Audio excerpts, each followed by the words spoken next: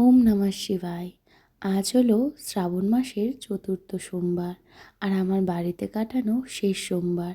যেহেতু শ্রাবণ মাসের 5টা সোমবার পড়েছে, আজ চতুর্থ সোমবার পর্যন্ত তো আমি বাড়িতেই রইলাম আর পরের সোমবারটা থাকবো ব্যাঙ্গালোরে।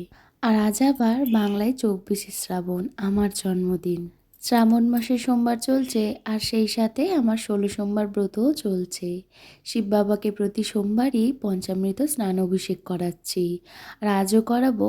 তাই একটা পাত্রে আগে ওং লিখে তার উপর বসিয়েছি শিব বাবাকে। প্রথমেই পবিত্র গঙ্গা জল দিয়ে শিব বাবা স্নান করানো হয়েছে।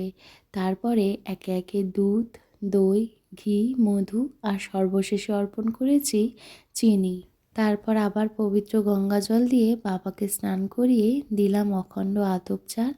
আজকে চতুর্থ সোমবারে অর্পণ করতে হয় জব। তারপর একটা বেলপাতা, দূর্বা ফুল দিয়ে বাবার পুষ্পাভিষেক করলাম। শিবলিঙ্গে সঠিক জল ঢালার নিয়মটা হলো, আগে ডান দিকে শ্রী গণেশের উদ্দেশ্যে, তারপর বাম দিকে শ্রী কার্তিকের উদ্দেশ্যে, মাঝখানে দেবী অশোক সুন্দরী আর চারিদিকে জলধারা মা পার্বতীর উদ্দেশ্যে, আর তারপরে শিব বাবার উদ্দেশ্যে শিবলিঙ্গে জল ঢালতে হয়। শিব বাবার পঞ্চামৃত স্নান তো হলো, সেই সঙ্গে বাড়ির গোপালেরও আজকে একবার স্নান করিয়ে দিলাম। অভিষেকের পরে শিব বাবাকে জল থেকে তুলে গা মুছিয়ে শুকনো করে অন্য জায়গায় রাখা উচিত। এরপরে শ্বেতচন্দন, অশ্বগন্ধা চন্দন দিয়ে বাবার তিলক কেটে একে একে বেলপাতা, দূর্বা, বাবার পছন্দের ফুল, আতপ চাল, জব সমস্ত কিছুই অর্পণ করেছি। 5 রকম ফল, সন্দেশ আর নিজের হাতে বানানো পায়েস দিয়ে বাবাকে ভোগ নিবেদন করলাম। এই যে শিবলিঙ্গে সঠিক জল ঢালার নিয়ম, পঞ্চামৃত স্নান অভিষেকের কোনটার পর কোনটা অভিষেক করতে হয়, সেগুলো আগে অতটাও জানতাম না। যত দিন যাচ্ছে তত বেশি শিখছি। আর আমাদের মানব জীবনে শেখার বয়স তো সারা জীবনই থাকে। আসল তো মনের ভক্তি।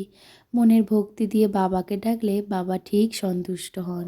ভোগ নিবেদনের পর বাবাকে পঞ্চপ্রদীপ দিয়ে আরতি করেছি। বাবার পছন্দের কর্পূর আরতি, বাবার সামনে দিয়েছি ঘিয়ের প্রদীপ আর বাতি। বাড়ির পুজো শেষ করে আমি এখন যাচ্ছি আমাদের ভোলে বাবার মন্দিরে। এই কটা সোমবার তো আসতে পারিনি, তাই ভাবলাম আমার শেষ সোমবার এখানে কাটানোতে বাবার মাথায় জল ঢেলে আসি। প্রতি সোম শুক্রবারই তো মন্দিরে পুজো হয়, আর শ্রাবণের সোমবারগুলোতেও অনেকে জল ঢালতে আসে আর পুজোও হয়।